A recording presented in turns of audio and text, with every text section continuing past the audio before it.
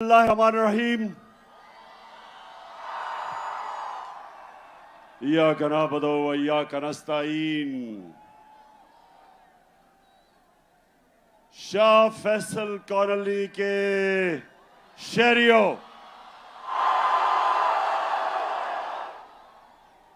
Families, इतनी तादाद में आपको खुशामदीद कहता हूं। और मेरे नौजवान, मैं इस शानदार इस्तकबाल का फिर से शुक्रिया अदा करता हूं।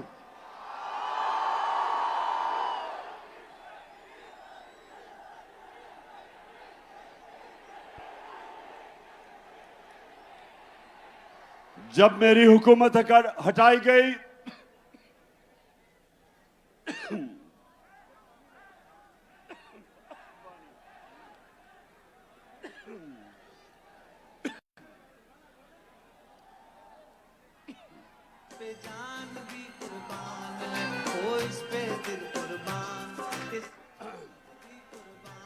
जब एक बैरूनी साजिश के तहत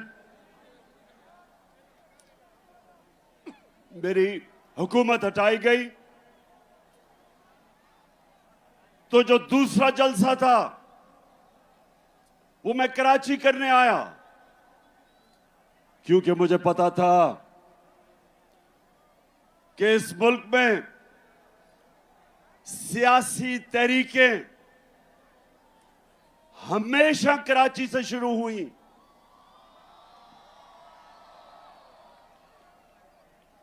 कराची के लोग शऊर रखने वाले लोग हैं, सियासत को समझने वाले लोग हैं, और इसलिए मैं आपके पास तब आया। और मुझे अभी भी याद है कि मज़ार कायद पे जिस तरह मेरी कराची की आवाम निकली और मेरी हौसला अफजाई की, मैं उसका भी आज शुक्रिया अदा करना चाहता हूं आपका। अब 2 बाय इलेक्शन है इतवार को। 2 बाय इलेक्शन हो रहे हैं इतवार को, मलीर में और कुरंगी में। तो मैं आज इधर शाह फैसल कॉलोनी में खड़े होकर सारे पाकिस्तान को कह रहा हूं, सारे मुल्क को मैं आज पैगाम दे रहा हूं कि ये इलेक्शन नहीं हो रहे, ये मुल्क का रेफरेंडम हो रहा है। ये मुल्क का फैसला होने जा रहा है। मेरे पाकिस्तानियों, एक मुल्क जो अल्लाह ने हमें एक तोहफा दिया था पाकिस्तान का, वो आज एक फैसला कुन वक्त पे खड़ा है। एक तरफ पाकिस्तान के बड़े बड़े डाकू जो 30 साल से इस मुल्क को लूट रहे हैं, चोरी करते हैं, और जब एहतसाब होने लगता है बाहर भाग जाते हैं, फिर डील करते हैं, एनआरओ लेके वापस आ जाते हैं, फिर लूटते हैं, फिर जब एहतसाब होने लगता है फिर बाहर भाग जाते हैं, एनआरओ लेके वापस आते हैं।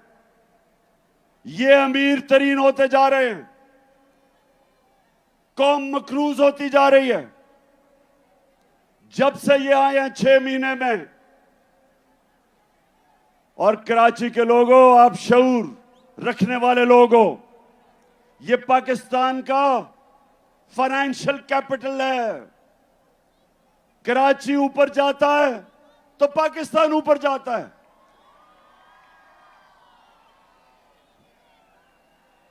और जब कराची की तबीयत खराब होती है तो मुल्क की तबीयत खराब हो जाती है। ये पाकिस्तान का फाइनेंस का इंजन है।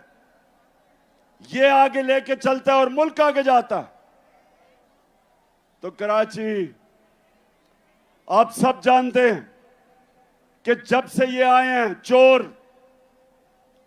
एक साजिश के तहत, बैरूनी साजिश के तहत, और जब से ये मुल्क के ऊपर मुसल्लत किए गए, महंगाई के सारे रिकॉर्ड टूट गए। 50 साल में मुल्क की सबसे ज्यादा महंगाई। यहां फैमिलीज बैठी हैं, जब बिजली के बिल आते हैं तो आप सब जानते हैं कि कभी इस मुल्क के अंदर इतनी महंगी बिजली, और खास तौर पे जो तनख्वाहदार तबका है, बिजली, अभी गैस बढ़ने वाली है, लोड शेडिंग,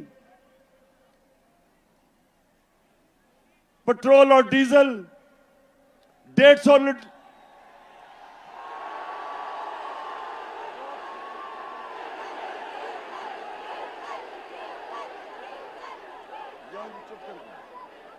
जब हम छोड़ के गए थे 6 महीने पहले,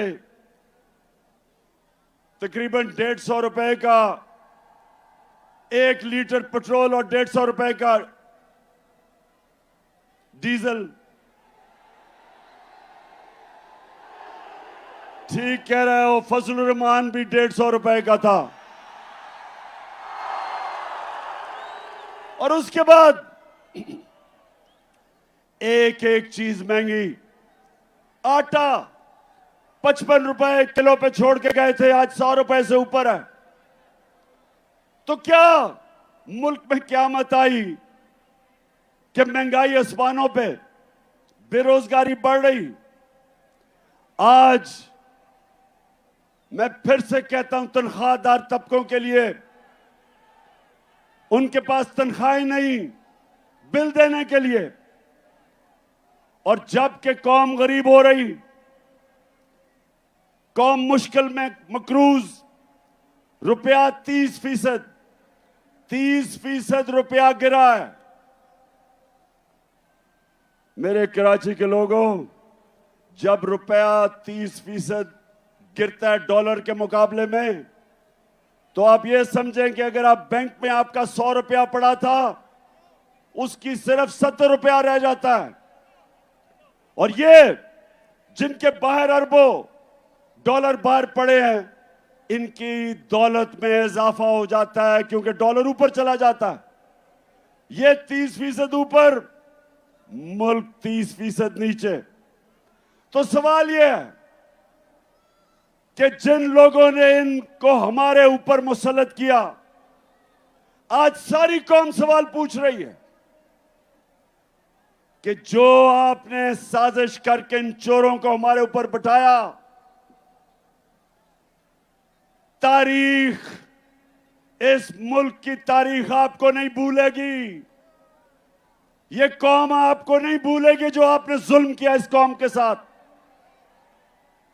दुश्मन भी ना करे, दुश्मन भी वो नुकसान नहीं पहुंचा सकता था पाकिस्तान का, जो इन चोरों को हमारे ऊपर मुसल्लत करके नुकसान पहुंचाया। तो ये रेफरेंडम है, परसों जो इलेक्शन है, 8 जगह मैं इलेक्शन इसलिए लड़ा हूं कि मैं अपनी कौम को बताना चाहता हूं कि हमने फैसला करना है।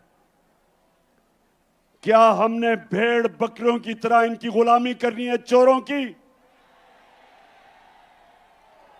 या एक आजाद कौम की तरह, एक खुददार कौम की तरह अपने पैर पे खड़ा होना है, हकीकी आजादी लेनी है अपनी। क्योंकि मेरे पाकिस्तानियों, सिर्फ आजाद इंसानों की परवाज ऊपर होती है। मैं वो पाकिस्तानी हूं, अल्लाह ने मेरे से बेहतर टैलेंटेड खिलाड़ी थे क्रिकेट में, मेरे से ज्यादा पैसे वाले लोग थे जो मेरे से ज्यादा अस्पताल बना सकते थे। पॉलिटिक्स में मेरे से ऐसे लोग थे जिनकी खानदान पॉलिटिक्स में थे। मेरा तो कोई खानदान पॉलिटिक्स में नहीं था, लेकिन मेरे पाकिस्तानी औलाद ने कामयाबी मुझे इसलिए दी क्योंकि मैं एक आजाद इंसान हूं। मैं आजाद हूं, मैंने किसी की गुलामी नहीं की।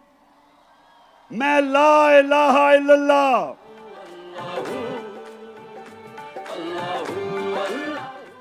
ला इलाहा इल्लल्लाह, नहीं है कोई खुदा अल्लाह के सिवा। ये इंसान को आजाद करता है।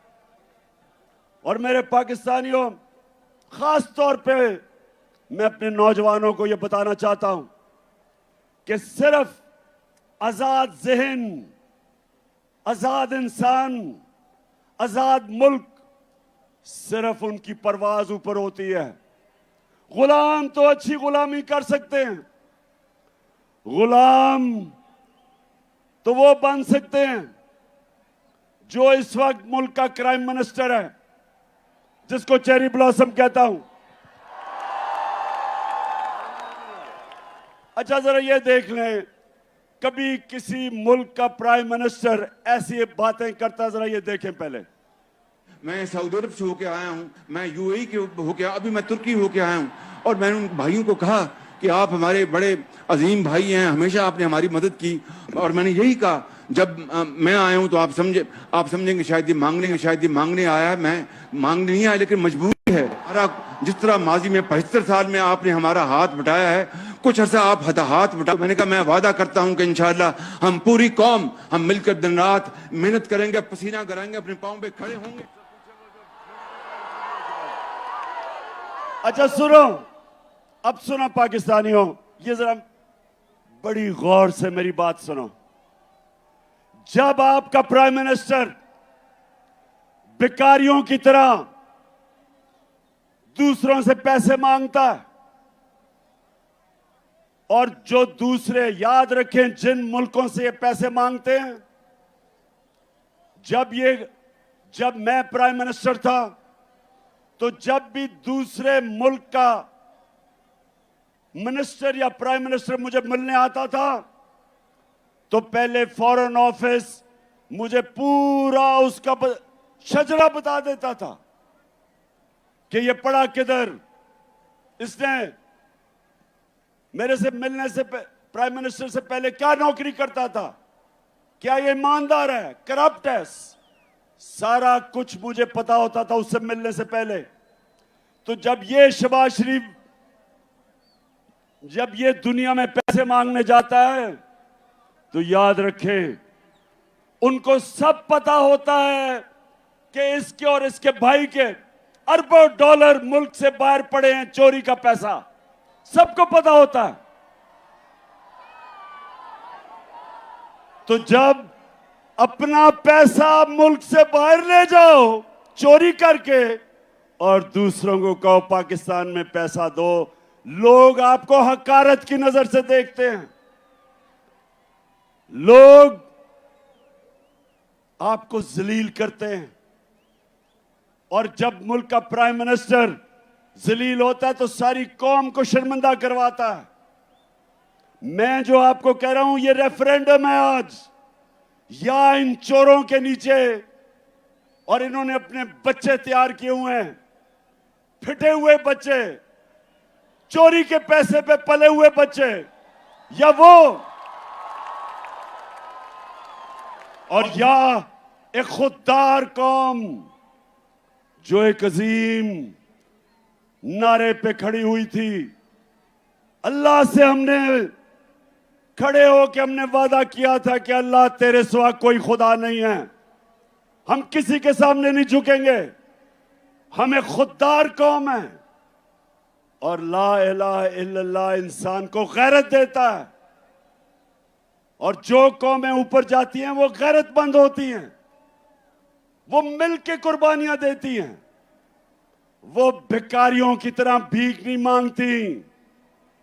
अब जरा ये देखें, ये मैं जरा दिखाने लगा हूं कि अभी शहबाज शरीफ अमेरिका गया और ये इंटरव्यू दे रहा है।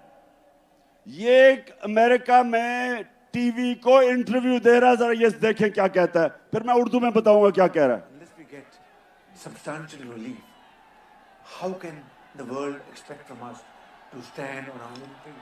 It is simply impossible, next to impossible. The world has to stand by us. And there is a yawn are asked and what is available. Please, through your cameras, have this yawning gap bridged and bridged very quickly. The epidemic. It is waiting for us. Please help us in कहता है उस anchor को please help us, और वो TV anchor है शहबाज शरीफ। गोरा रंग देख के सबके सामने हाथ फैला लेते हो, और वो तो टीवी एंकर है, उसे कहता है प्लीज हेल्प अस, और वो किधर से पैसे दे तुम्हें। लेकिन जब अच्छा एक और मैं आपको दिखाता हूं, क्योंकि कराची जरा आप एंजॉय भी करें ना। Thank you very much, Jan एक मिनट, अच्छा अब ये सुन ले, वो कराची जरा सुनो। यूनाइटेड नेशंस का सेक्रेटरी जनरल पाकिस्तान आता है, सलाब आए हुए होते हैं, वो खुद देखने आता है कि मैं कैसे पाकिस्तान की मदद कर सकूं। तो यूनाइटेड नेशन का सेक्रेटरी जनरल आता है। अब जरा ये तमाशा देखेंगे शहबाज शरीफ उसे करता क्या है। Thank you very much, General Secretary. And I assure you, whatever support we get from your institution and through your institution, I give you my word of honor, along with all these ladies and gentlemen sitting on this table, ministers, general officers, government officials, ladies and gentlemen, that every penny we get from you or from wherever, we will spend it most transparently and in the interest of the suffering humanity.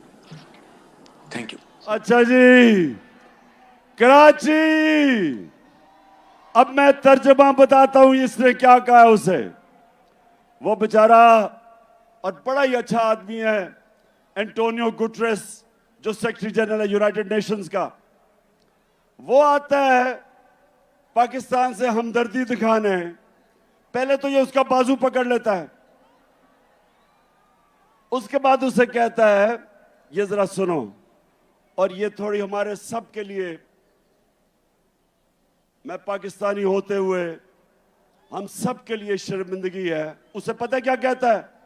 उसे कहता है जो भी पैसा आप हमें देंगे, मैं आपसे वादा करता हूं वो हम चोरी नहीं करेंगे, हम ईमानदारी से खर्च करेंगे। सितम के कोहे गरा रूई की तरह उड़ जाएंगे हम महकूमों के पांव तले।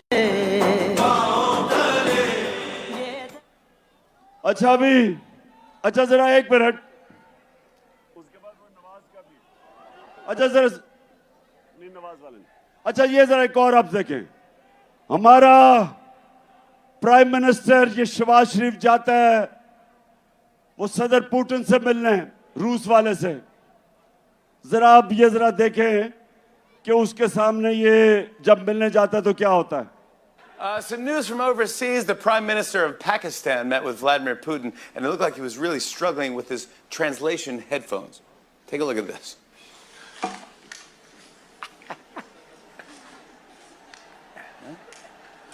गौर से देखें, गौर से। There you go. Уважаемый господин премьер-министр,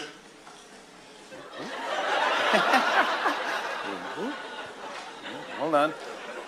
can somebody help me? Yeah, there you go. There you go. There we go. Уважаемый господин премьер-министр, идет перевод, все нормально?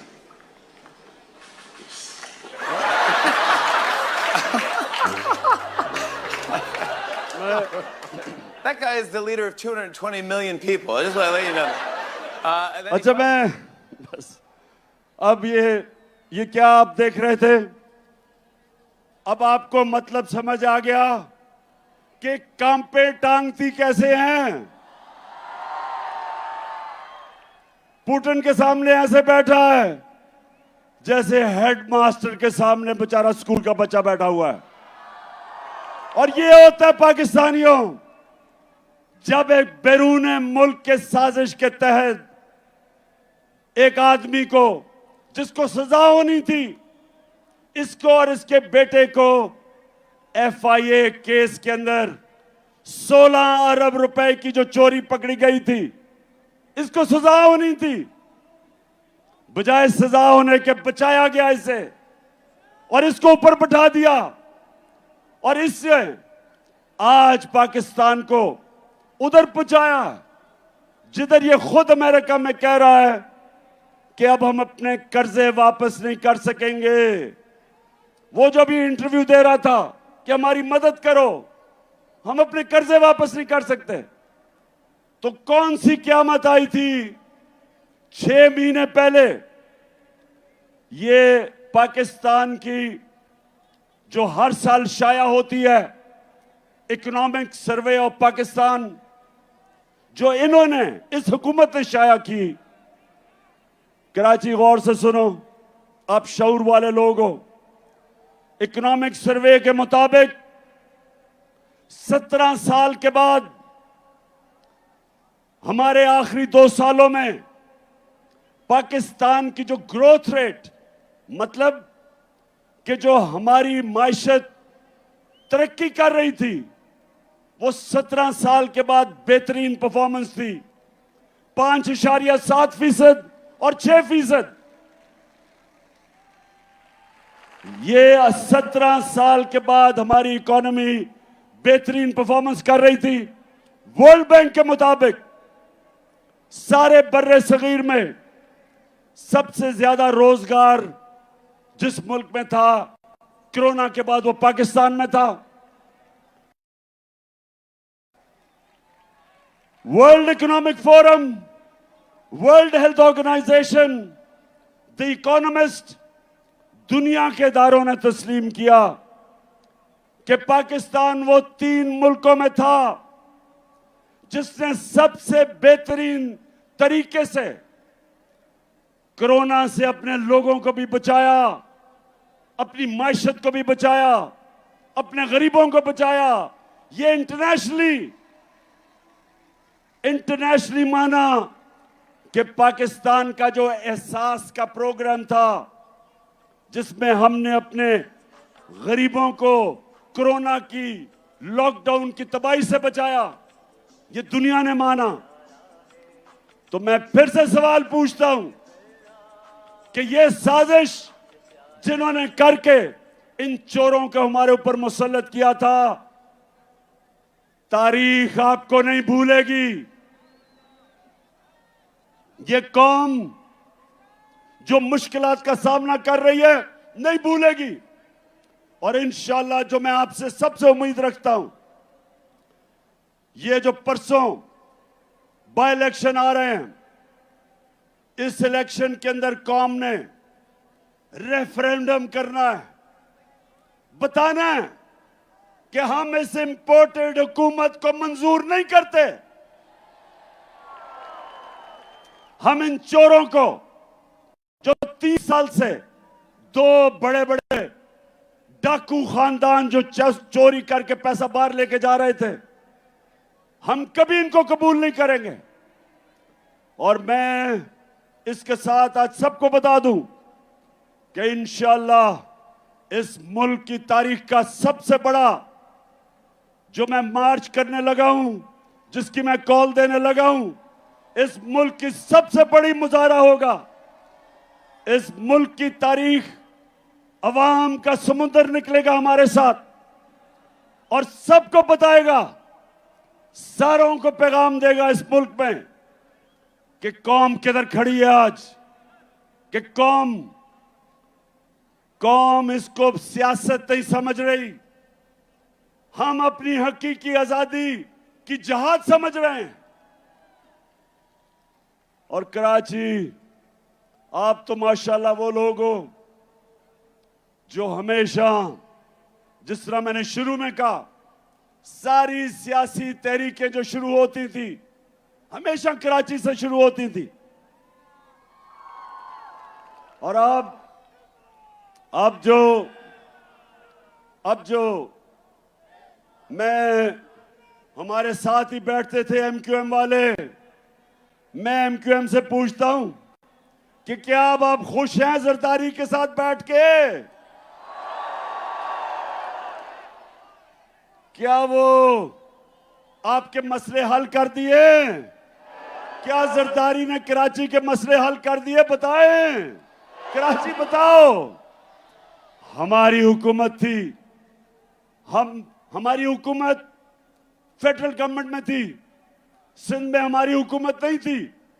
उसके बावजूद हमने कराची सर्कुलर रेलवे का शुरू किया, एक्निक से पास किया, हमने ग्रीन लाइन शुरू की, बस सर्विस।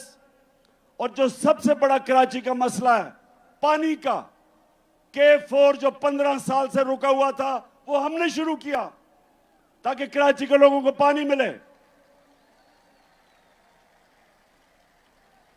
तो कराची इंशाल्लाह, जो मुझे नजर आ रहा है, 26 साल से मैं जद्दोजहद कर रहा हूं, मुझे पहली दफा नजर आ रहा है कि अंदरून सिंध के लोग वो भी हकीकी आजादी के लिए तैयार बैठे हैं। है ये राहे अमल, आओ हम सब साथ चले, मुश्किल हो या आसानी, साथ में डाले हाथ चले।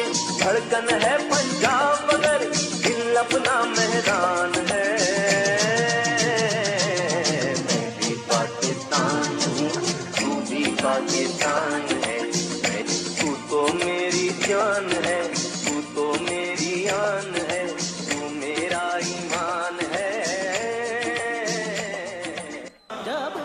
इंशाल्लाह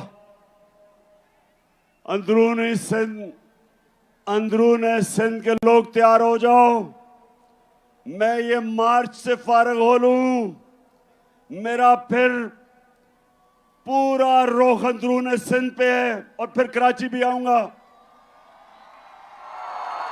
और मेरा ये अज़म है कि ये जो जरदारी माफिया जिसने अंदरून सिंध के लोगों को गुलाम बनाया हुआ है, मेरे सिंधी भाइयों तैयार हो जाओ।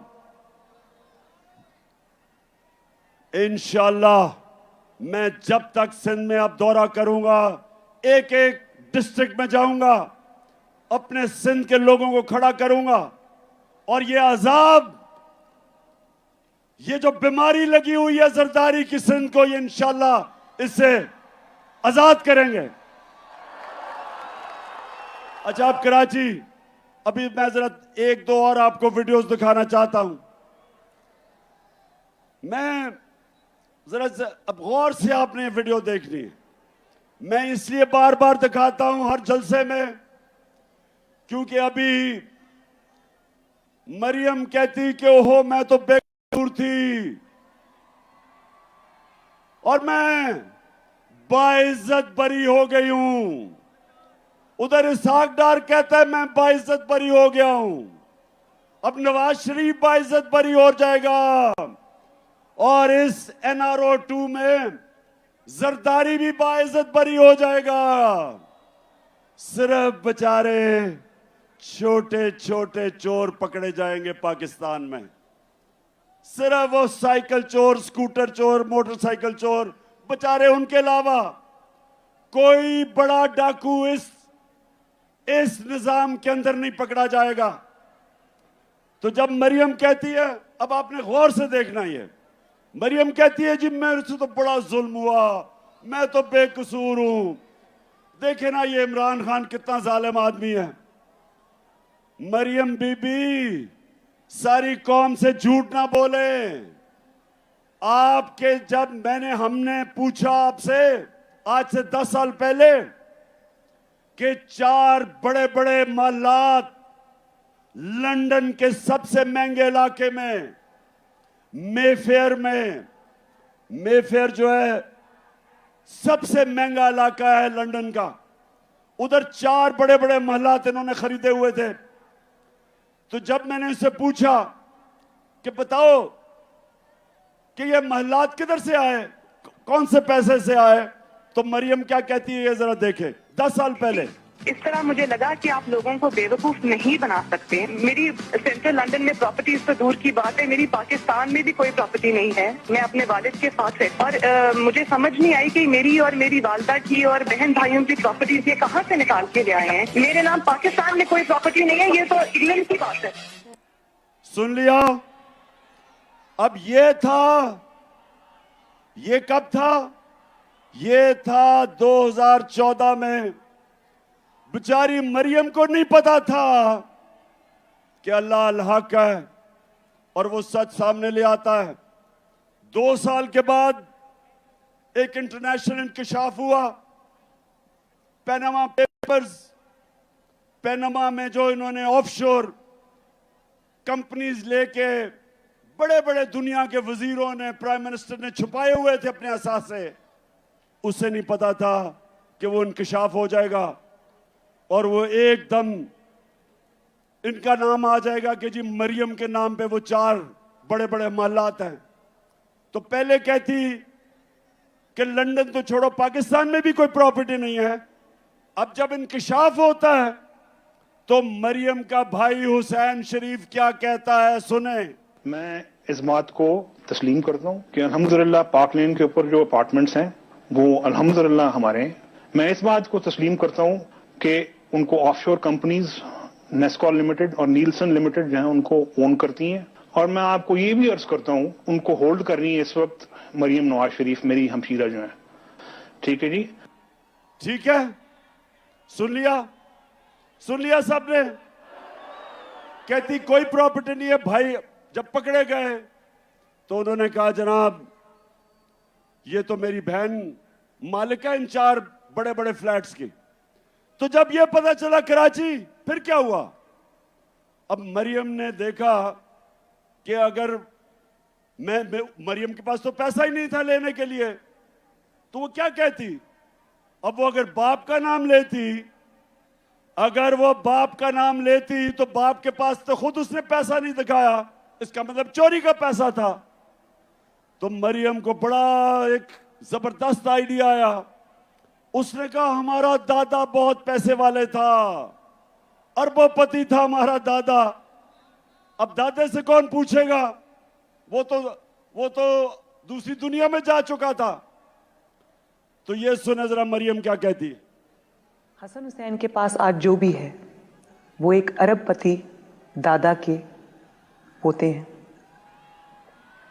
उस अरबपति दादा के पोते हैं जो 1960s और 70s में पाकिस्तान का अमीर तरीन इंसान था। ये जो एसेट्स हैं, ये जो बिजनेस के लिए पैसा है, ये सारा दादा से डायरेक्टली बच्चों को ट्रांसफर हुआ। तो समझ गए, डायरेक्टली दादा ने बच्चों को पैसा दे दिया। दादा अरबपति था। अब कराची, अब दादा तो दुनिया में नहीं था, लेकिन वो दादा शहबाज शरीफ का बाप था। मरियम का दादा शहबाज शरीफ का बाप था। अब शहबाज शरीफ अपने बाप के मुतल्लिक क्या कह रहा है, ये सुने। मेरे खानदान को 22 खानदानों में शुमार नहीं होता था।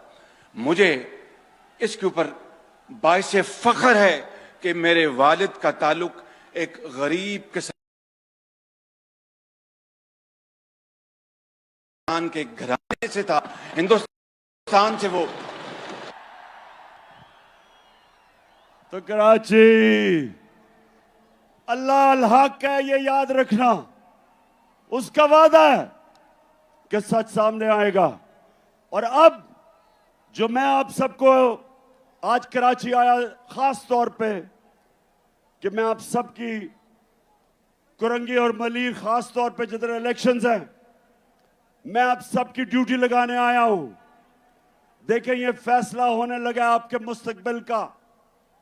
एक तरफ ये चोर हैं जो यहां से चोरी करके पैसा बाहर मुल्क को लूटने आते हैं, एनआरओ लेते हैं और फिर बाहर चले जाते हैं। और दूसरी तरफ ये वक्त आ गया कि हम सब हक के लिए खड़े हों, अमर बिल मारूफ के लिए खड़े हों, जो शुरू में आयत पड़ी थी। अल्लाह का हुक्म है, अल्लाह का सबको हुक्म है कि अच्छाई हक के साथ खड़े हो और बुराई के खिलाफ खड़े हो। अल्लाह ने हमें किसी को इजाजत नहीं दी न्यूट्रल रहने की। उसने हमें सबको कहा कि अच्छाई के साथ खड़े हो, इन चोरों के साथ ना खड़े हो। ये इलेक्शन रेफरेंडम है और मैं अपनी सारी कौम को कह रहा हूं कि निकलना है। इसको आपने अपना इलेक्शन नहीं, एक जहाद समझनी है इन चोरों के खिलाफ। और मैं सबसे आपसे उम्मीद रखता हूं कि आपने अपनी पूरी कोशिश करनी है, क्योंकि ये इमरान खान अकेले ने ठेका नहीं लिया हुआ करप्शन के खिलाफ जंग लड़ने का, ये आपका भी है जिम्मेदारी। तू अड़ जा फिर से, तू डट जा फिर से, वो बल्ला घुमा।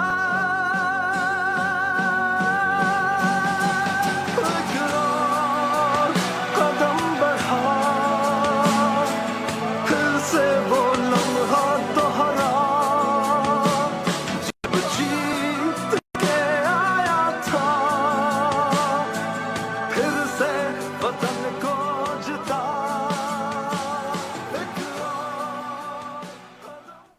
तो मेरे पाकिस्तानियों, मैं सिर्फ आखिर में आपको एक बात कहना चाहता हूं।